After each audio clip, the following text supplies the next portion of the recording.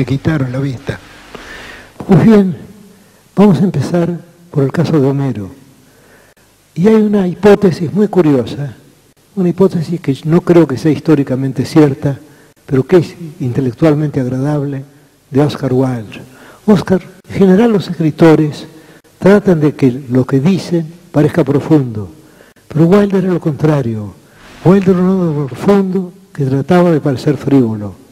Wilde deslizaba entre sus bromas las cosas más profundas. Creo que no hay un escritor que haya pensado y que haya sentido tanto como Wilde. Sin embargo, Wilde quería que lo imagináramos como un conversador, quería que pensáramos en él como se piensa en Champagne, o que pensáramos en él como pensaba Platón de la poesía, esa cosa liviana, alada y sagrada. Pues bien, esa cosa liviana, alada y sagrada que fue Oscar Wilde, dijo que la antigüedad había representado a Homero como un poeta ciego, pero que al hacerlo lo había hecho deliberadamente. Desde luego, no sabemos si Homero existió.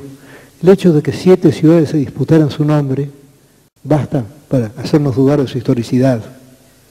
Pero vamos a suponer que no hubo un Homero, vamos a suponer que hubo muchos griegos que ocultamos, que cobijamos bajo el nombre de Homero. Sin embargo, queda este hecho. Todas las tradiciones están unánimes en mostrarnos a Homero ciego.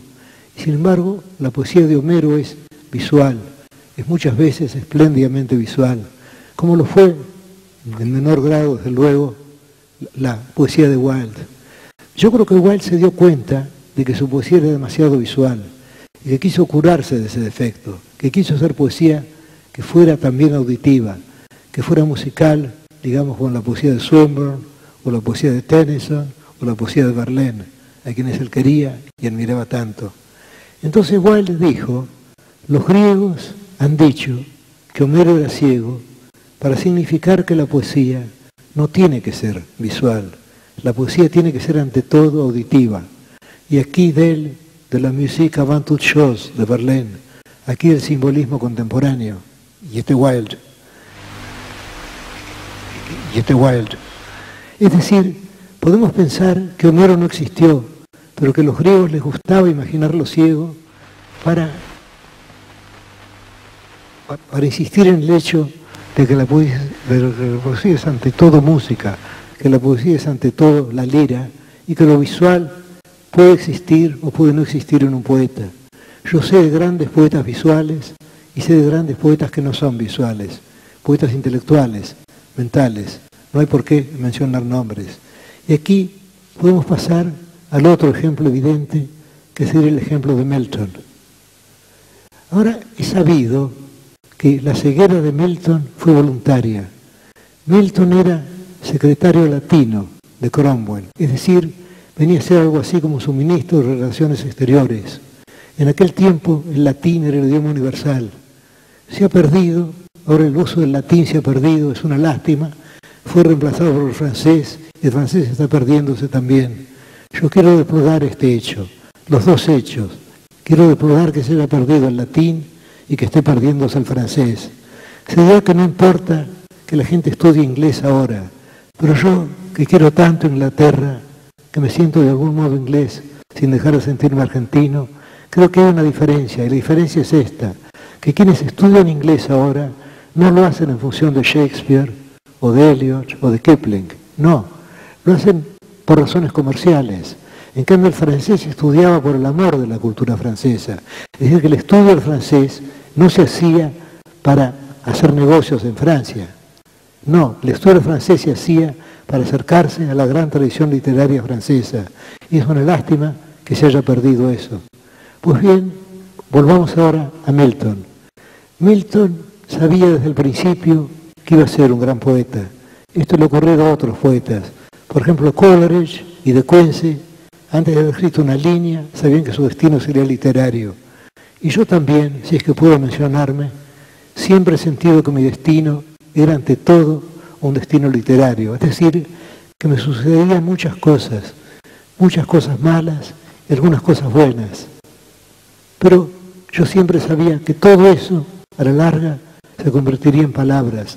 Yo trataría de transmutar todo en palabras. sobre todo las cosas malas, ya que la felicidad no necesita ser transmutada, la felicidad es su propio fin. Muy bien, Milton a los 35 años, según él dice, es decir, en el mezzo del camino de la suaveta, se encontró ciego, ya que había gastado la vista escribiendo folletos defendiendo la ejecución del rey por el Parlamento. Un hecho que tiene que haber sido tan escandaloso para el siglo XVII como la Revolución Rusa para nosotros o la ejecución de Luis XVI. Un Parlamento que juzga a un rey, que lo declara un traidor y que lo ejecuta por el hacha. Y luego Milton defendiendo esa ejecución, Milton siendo regicida, como Johnson diría. Entonces, Milton pierde la vista. Él dice que la había perdido voluntariamente, defendiendo la libertad. Habla de esa noble tarea y no se queja de estar ciego. Piensa que él ha sacrificado su vista voluntariamente. Pero él recuerda entonces aquel primer deseo suyo de ser un poeta. Y aquí llegamos a lo extraño. Se ha descubierto en la Universidad de Cambridge, se ha descubierto un manuscrito en el cual hay muchos temas que Milton se había propuesto cuando era joven para la ejecución de un gran poema. Milton quería dejar algo que las generaciones venideras no dejaran fácilmente morir. Que las generaciones venideras, yo quiero legar algo, dice, a las generaciones venideras, que éstas no dejen fácilmente morir. Y ya había anotado muchos temas, y entre esos temas, que son unos 10 o 15, hay uno que él escribió sin saber que lo hacía de modo profético. Y ese tema era Sansón. Y él no sabía cuando él escribió eso, que su destino sería de algún modo Sansón, y que Sansón, de igual modo que profetiza Cristo en el Antiguo Testamento, lo profetizaba él, con más precisión aún.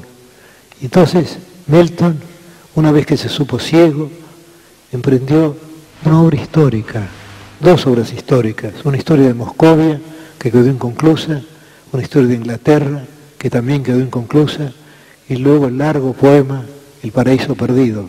Él buscó un tema que pudiera interesar a todos los hombres, y no solamente a los ingleses. Y ese tema era Adán, y es nuestro Padre común. Pero luego, una vez concluido ese poema, y esto él lo hizo ciego, él lo hacía de esta manera. Él pasaba la buena parte de su tiempo solo, y componía versos, y su memoria se había acrecentado.